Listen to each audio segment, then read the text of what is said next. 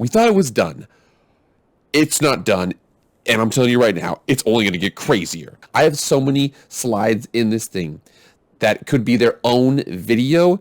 The tentative 10, those are the 10 remaining schools here. The Master Football Coin term, just put respect on my name. That's my term.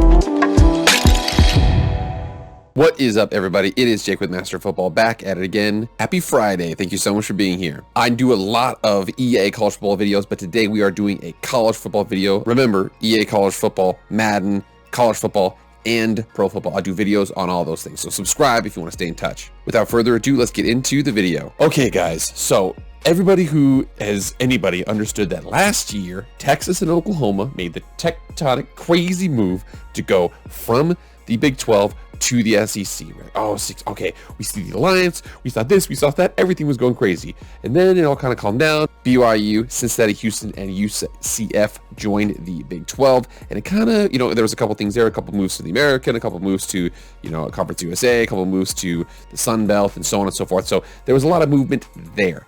We thought it was done. It's not done. And I'm telling you right now, it's only going to get crazier. So here we are. Boom. USC and UCLA moving from the Pac-12 to the Big 10 in 2024. Pete Thamel and Heather Dinich, USC and UCLA, two of the Pac-12's flagship programs, were notified Thursday night that their application to join the Big 10 has been accepted. The schools will begin play in conference in 2024, meaning this next season is the 2022 season, the next season is the 2023 season, and a year after that, they will be playing in the Big 10. Oh my God. The unanimous vote today signifies the deep respect and welcoming culture our entire conference has for the University of Southern California under the leadership of President Carol Folt and the University of California, Los Angeles under the leadership of Chancellor Gene Block, Big 10 Commissioner Kevin Warren. So that whole alliance thing was an absolute joke. Again, I'm a Boise State fan. I love Boise State, but Boise State and San Diego State were rumored to join the Big East back in the day. Really didn't make a lot of sense. I was excited when it happened, and then it completely fell apart. Kind of the same situation here. It was kind of like, yeah, dude, we promise we're going to be all cool with each other. There's no agreements, no nothing that, but we are going to make sure that we, are all friends with each other. Well, Kevin Warren went over there and took two of the biggest brands in the Pac-12. And again, this is so crazy. I'm going to go through some of the information here about that because we have a lot of questions to answer. I've got a write-up right now. Let's get into that write-up and get going. I have so many slides in this thing that could be their own video. I've got content for weeks now, so let's go. So here we are. We have USC, UCLA leave the Pac-12 for the Big 10. Again, what happened? Questions for the future, questions to kind of set our where we're kind of going from here, what's going to happen, and then who wins/loses the most from these scenarios. Let's go. So what happened? USC and UCLA are now Big 10 conference members. Their closest Big 10 opponent is Nebraska, about 1,500 miles away, and their farthest Big 10 opponent is Rutgers, 2,700 miles away for a conference opponent. The Pac-12 now has 10 teams: Washington, Washington State, Oregon, Oregon State, Cal, Stanford, Utah, Colorado, Arizona, Arizona State. The great thing about the Pac-12 was that they all worked nice pairs. So you saw USC, UCLA, they're right next to each other, Washington, Washington State, Oregon, Oregon State, and so on and so forth. They're all associated with each other, kind of bubbles with each other. However, now I have named them, and again, I'm going to come through this. When the Big 12 lost Texas and Oklahoma, they had the irate 8 because there was 10 teams. They lost 2. They had 8 that were like, we don't know what's going to happen. There was the rumor that they were going to be absorbed into the American. That may or may not have been pushed by ESPN, who ran the SEC and also the American. It's like, oh, maybe we can kill two birds with one stone. Get two big programs into our SEC programming, and then get a whole bunch of other 8 more programs into our American scheduling. This is great. So that's where that happened. Now, the tentative 10, those are the 10 remaining schools here. The Master Football Coin term, just put respect on my name. That's my term. All right, let's move on. Okay, so questions for the future. I actually wanted to ask these at the end of this video, but I actually felt like it would be a better idea to move them to the beginning of this video to make sure we can understand what we need to ask going forward. So the first thing we have to ask is 16 teams the limit of these conferences? SEC, 16 teams. Big 10, 16 teams. We already know that geography, especially towards the top, remember, especially towards the top, doesn't matter. So the ACC could add Washington State or Washington, Oregon or something like that. It's not that big of a deal once you get that high level of teams. So that being said, is 16 the limit? I do know that right now for the 14 in the ACC, they have their 3-5-5 model, which is pretty nice. 16 sets you up to do a 3-6-6 model. What that means is that 16 teams, there's yourself, you have 3 rivals you play every single year, no matter what. You could do 4 pods, you could do something like that, but you have at least 3 people you play every single year. Then that gives 12 other remaining teams. You cut that in half, you play 6 one year, 6 the next, or 6 for back-to-back years, and then the other 6 back-to-back years. Basically, you play everybody every 2 years, and you visit everyone, and everybody visits you every 4 years. There's a pretty good model out there, so you see how that kind of works out. But if that is true, 16 is the limit. We've got a lot of things we can work on here. Most of my video actually expands upon the fact that it would be 16 teams only. If it gets to 20, 24, dude, I have no idea what's going to happen. That is bonkers. I'm completely out of here. I have no idea. I'm assuming, though, that 16, in my opinion, is probably going to be the limit for now. Until I see the SEC or the Big Ten go beyond 16, I think that's where we're going to stick at. Which is more valuable over a group? This is another very important question. The tentative 10 or the new look Big 12. I know the new look Big 12, they were talking about adding some teams earlier. They kind of waited. They were like, we're not really sure. We're not sure if this is going to be done. Well, it wasn't done, and now they're sitting pretty. So if they had kind of backed themselves into a corner where they had picked up, a couple of teams that weren't necessarily as valuable. Again, Boise State was one of those teams, Memphis, South Florida, and SMU. Now they're actually sitting pretty good because they're going to have a battle. What is more attractive? Do you want to go with Washington and Oregon, or do you want to go with Oklahoma State, Houston, Texas Tech, and all those middle of the country teams? Which is more attractive on the open market for those teams? Will the ACC push to get to 16 teams for security reasons? Again, first of all, will their grant of rights and TV contract allow for it? They are currently sitting at 14. They have a 15th member in Notre Dame, but Notre Dame, they're independent. They do their own thing in football, whatever. We just kind of let it happen. But do they want to get to that 16 to get to a little more secure spot? We don't know. That's a question to ask here. And then, will whoever loses the tentative 10/Big 12 battle pluck from the Mount West American or other teams? I think that if they don't want to die, they will. I do think that the fact that, the Big 12 put and surprisingly, Bob Bowlesby put the blueprint for what to do in these situations on the board. The tentative 10 and the Big 12, though, are going to have that battle. Like I said, we'll see what happens. Let's go through more of these slides. So what's going to happen? Absolute mayhem, dude. I'm telling you, it's going to be crazy. We're not done. Okay, there's a huge power vacuum in the out west. What's going to happen? Is the Big 12 going to expand? Is the tentative 10 going to expand? The Pac-12 has a new commissioner and 2 large brands leaving. This is George Kliavkoff. He was the one who really pushed the alliance. But now that it's kind of falling up, he's a Vegas guy. He's a forward-thinking guy. What's going to happen here? We'll see. The tentative 10 now have some choices to make. Yes, they do. Are the tentative 10 aligned enough to stay together like the irate 8 were, or will we see some chaos? Again, there's a lot of conversations going on. We're going to go through a couple of those things. Let's get going here. So one of my examples here I had was the tentative 10 is going to stand still. And again, like I said, each of these slides could basically be its own video in this one. So the tentative 10 can still maintain a conference championship because of updated NCAA rules. They've got 10 teams, not a big deal. They would play a 9-game round robin and then have a conference championship. That's not a big situation. However, that could risk a Big 12 poaching depending upon the deal struck. Continuing on with that, if the Big 12 poaches the tentative 10, so there's a lot that works here. So, and the common names that come up are Colorado, because Colorado left to go to the Pac-12. However, 2 of the big reasons why they went to the Pac-12 are now no longer there. They were a former Big 8 team, former Big 12 team. They could come back very, very easily. Trips to Kansas, trips to Kansas State, Oklahoma State aren't too difficult for them. But remember here, we've got Colorado, we've got Utah, who's a rival with BYU. That would be pretty crazy. And then Arizona and Arizona State, who are very close to, we give kind of the Big 12 a Western presence out there. So those are 4 teams putting the Big 12 at 16, that very comfortable 16.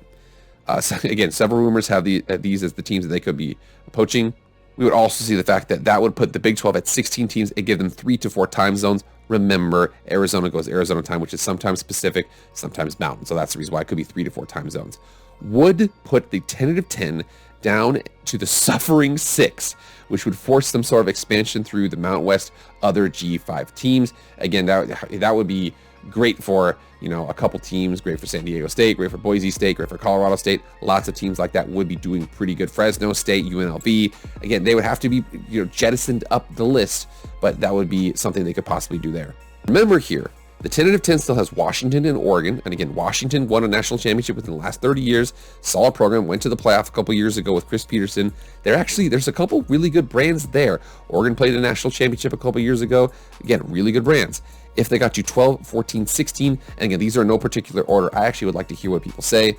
Kansas and Kansas State if they got to 12, maybe Oklahoma State and Texas Tech if they got to 14, Houston and TCU if they got to 16. So, and again, you could move those around. Could be Kansas and Oklahoma State, or Kansas and, you know, Houston. Again, I don't know. I just know that that's what's kind of going on here. If they wanted to expand, they might get to that 16 to get themselves some security. That's what they might do here. I will also make sure we're clear about something, though.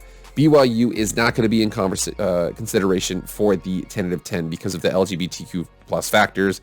I mean, say at this point, they may have no choice. I do want to make sure we go. If BYU did join, it would have to be top secret, because that's what happened with the Big 12, was the fact they had to keep BYU kind of silent. They do have their honor code, and a lot of LGBTQ plus people do not like that. So you have to keep that down, because anytime you get a whiff that BYU is going to join a conference, boom, everybody starts to, oh my gosh, a humbug, you know, humbug, whatever. You know what I'm trying to say. But in essence, you know, they have to be careful, because it's a polarizing team to add. But the Big 12 would need to pull from the American and the Mountain West to get to a comfortable number again, because remember, I don't think it's going to be a merger. So we have the tentative 10 and the Big 12. That's 22 teams. I don't think they're going to have a merger of some sort. But remember, you know, who knows? I mean, at this point, like I said, I think 16 is the number they're trying to get to. It's a very comfortable number, but who knows, man? All right, so here we go. Either the Pac-12 or the Big 12 poaches one another. The American and the Mountain West will absolutely positively get raided. Boise State, Colorado State fit either league pretty easily. San Diego State and UNLV as a pair would be solid additions to the Pac-12. Could also be part of a larger expansion out west for the Big 12. Just an example, SMU, South Florida, and Memphis would get raided should the Big 12 need some teams. If the ACC wanted to get to 16 for uniformity, like the SEC Big 10, West Virginia, and UCF, Cincinnati could be in play. I'm telling you, West Virginia is sitting in a pretty good spot here, because they're in a conference. That conference, depending upon how things go, they could be pretty solid here in terms of, you know, adding more teams out east, adding more teams out west. I know it is a little bit difficult. I was able to speak to a couple of my West Virginia fans, my boy Kuz and Kuz's Corner, and he was like, you know, it is a it's a disadvantage having to travel that far. I agree, but you know, I think that things will be good for West Virginia. They've got a pretty good fan base, but they're one that's kind of in flux now, because they want their Big 12 that already was on shaking ground. Now there's a power vacuum. We're going to see what happens and who's going to win that. And then if the Mountain West and the American get rated, it's just going to be an absolute free-for-all. Okay, the Mountain West would also look to add UTEP and New Mexico State, possibly Texas State.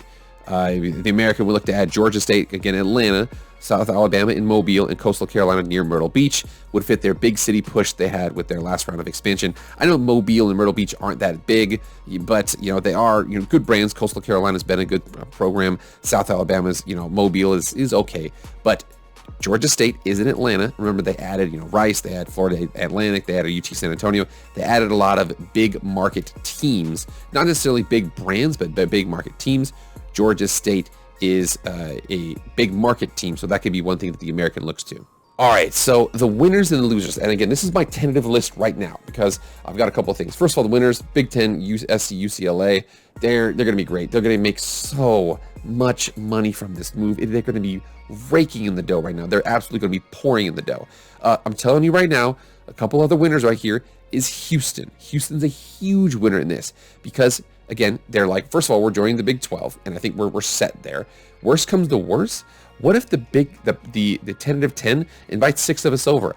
I think Houston, with that big market, would be part of that. Remember, there was a couple rumors before that, you know, TCU and Houston were part of a push out west for the Pac-12. So again, I think they're going to be there. Things can only get good for Houston from here. West Virginia, I think so as well. I think that, you know, unfortunately, the ACC's contract negotiation is weird. It's really, really bad. But West Virginia is in a solid conference. I do think, though, that if the ACC was looking to expand, they're an easy plug. They would die and go to heaven to go to the ACC for the good old West Virginia Mountaineers. Another team that nobody's talking about just yet, but I'm going to say right now that is absolutely going to win in this situation is San Diego State. They are now the prettiest girl in the Southern California market because unfortunately it used to be, oh yeah, well, we've got USC and UCLA and they locked down the LA, San Diego area. Not anymore. Sorry, Pac-12. You don't own LA. You don't own Southern California. Oh yeah, well, Arizona State. They might be in play too. So San Diego State can only go up from here. I'm telling you right now, it's going to be huge for them. They were rumored with Boise State to join the Big East before. They're a good brand, solid market. They've got a new stadium that's being built. They're probably going to expand that stadium. They've got a lot going for them right now. To a lesser degree, I think that Fresno State and UNLV could be beneficiaries of that as well. Fresno State's, solid. UNLV is solid. UNLV has everything going for them except for wins on the football field. Great infrastructure. They've got their own markets, kind of unique. So they, to a lesser degree, they are winners here. I also think that Boise State, Memphis, Colorado State, South Florida, and SMU are going to be winners because if the tentative 10 or the Big 12, whoever pulls from each other is going to need those teams. Boise State's kind of in the middle. Memphis is not necessarily right in the middle. It'd be hard for them to go to the Pac-12, but Colorado State could go to the Pac-12. South Florida and SMU, wherever a UCF is at. If they need some teams, South Florida is an obvious add. SMU is a Dallas add too. Those all kind of make sense. Those next 4 teams that were listed by the Big 12 previously. The losers. Okay, I'm going to touch, I don't even care. Get mad all you want. But the bottom / geographically isolated parts of the tentative 10 / the Big 12 are in trouble here. Iowa State they're in a not so great spot. ACC maybe, but they have to invite them first. Pac-12, that's a tough sell. They're already in the Big 12. The Big 10 already added 2 teams. They jumped over Iowa State and they jumped over Kansas to get USC and UCLA. So they're kind of at the mercy of a couple of other things that aren't really under their control. So Iowa State's in some trouble. Washington State and Oregon State, remember, it can only get worse for them from here. Washington and Oregon, they might be part of a package deal to, who knows, the ACC. I mean, they're solid brands out there. Washington State and Oregon State are at the mercy of those other schools, basically of their sister schools. So they're, first of all, they're the bottom section. Sorry, no offense. I know that Washington State's been ranked a lot of times these last couple of years. Oregon State, not so much. But they can only do worse from here. Whereas in terms of Houston can only go up from here. They could either stay or they could go up. Washington State and Oregon State can only go down. First of all, they're going to lose 2 big chunks of their TV rights deal right now. And then if worst comes to worst, they join the Mountain West or something like that, or they don't get pulled over into the Big 12 and then they have to expand. It can only get worse for those teams. Just want to make sure I isolated that and talked about that. All right, guys, what are your thoughts? Get in the comments right now. Let me know. Also follow me on Instagram, Facebook, and Twitter. There's so much there's so many videos that I can make off of this. There's so many hypotheticals. This is going to get absolutely banana sandwich. Oh my gosh. All right, guys, that's all I have. Remember, that's all I have for now. This is not over. We're going to have 10,000 more videos. But remember, like, share, comment, subscribe, do all that stuff. I really appreciate it. I'll see you guys next week. I am out.